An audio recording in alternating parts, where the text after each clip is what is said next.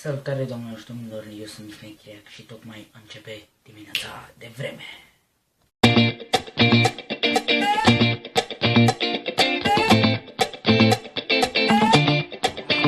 I don't like it. I love it, love it, love it. Uh-oh. So good it hurts. I don't want it.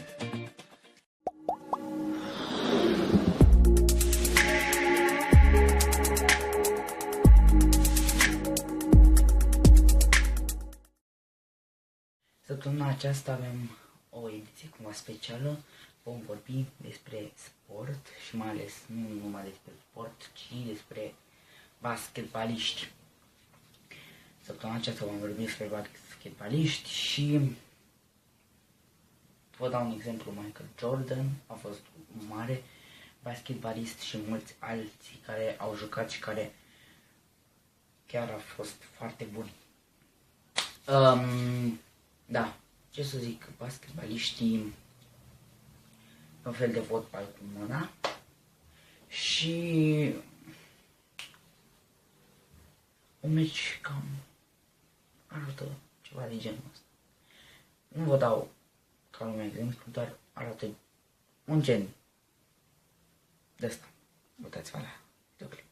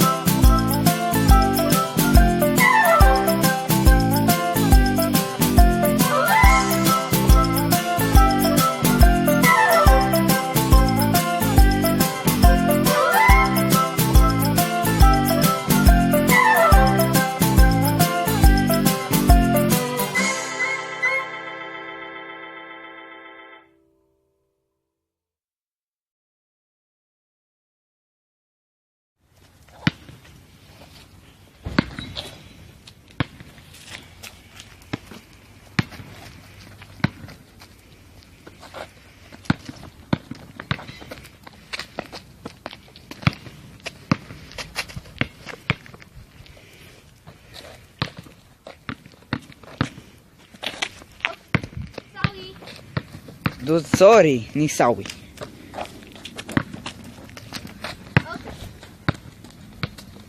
Stop!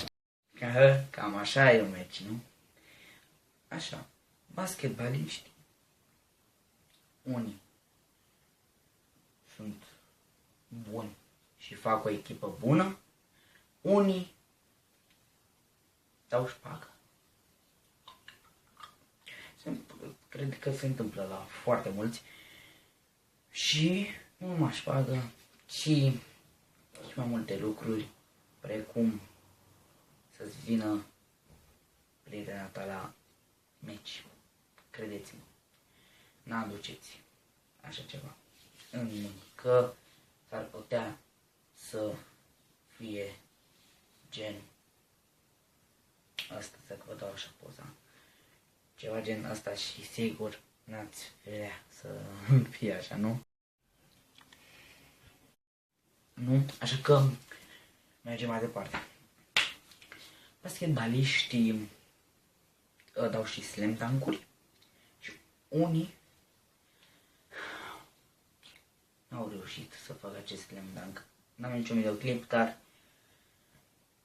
există foarte mulți și dacă găsesc acel video, că n-am găsit până acum, dar dacă găsesc vă dau link-ul. Dar până atunci vom trece mai departe despre basketbaliști. Basketbaliștii sunt musculoși foarte mulți din cauza că aruncă, îți dai seama că te înalță. Și evident că e un sport foarte practicant și foarte grozav. Ce să mai zic, doamnelor și domnilor, mod basketbal este foarte greu la cel de performanță și sigur n-ați.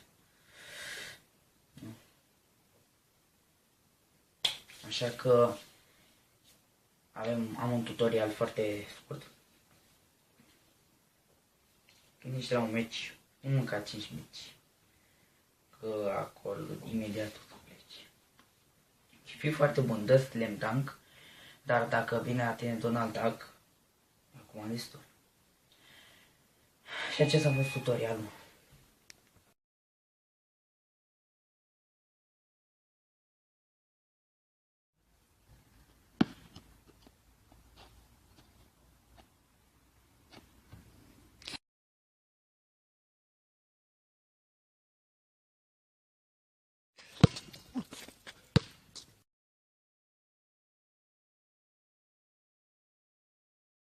Stop! Stop, Junge!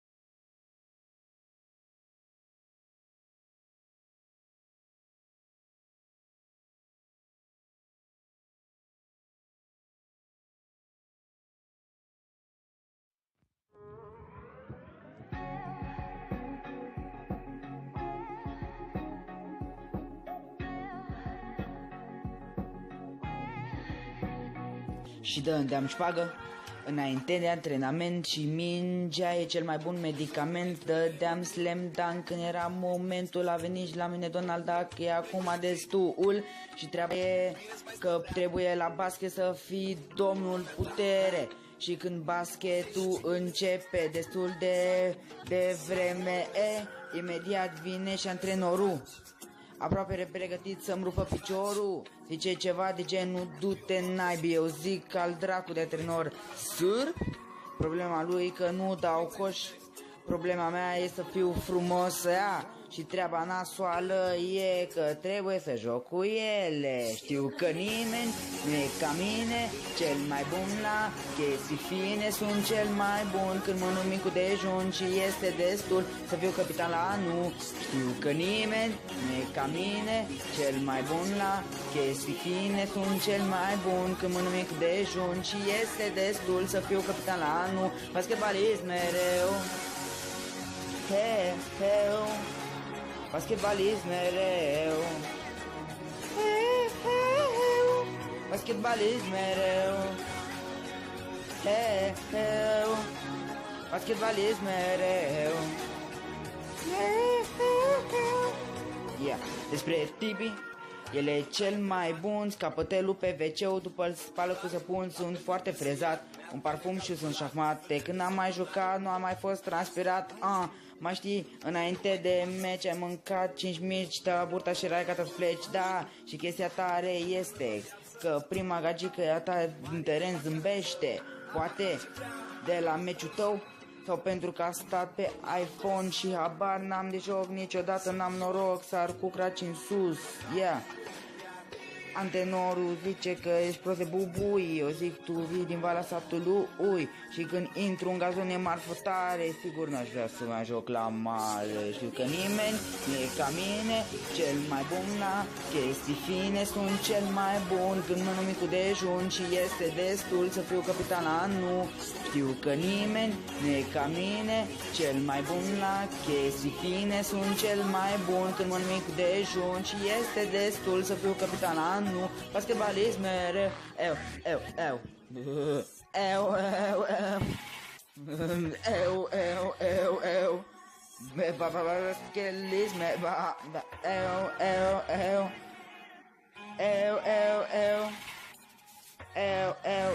eu, basketbalist mereu. Știu că nimeni nu e ca mine, cel mai bun la chestii fine. Sunt cel mai bun când mănânc micul dejun și este destul să fiu capitan la anul. Știu că nimeni nu e ca mine, cel mai bun la chestii fine. Sunt cel mai bun când mănânc micul dejun și este destul să fiu capitan la anul.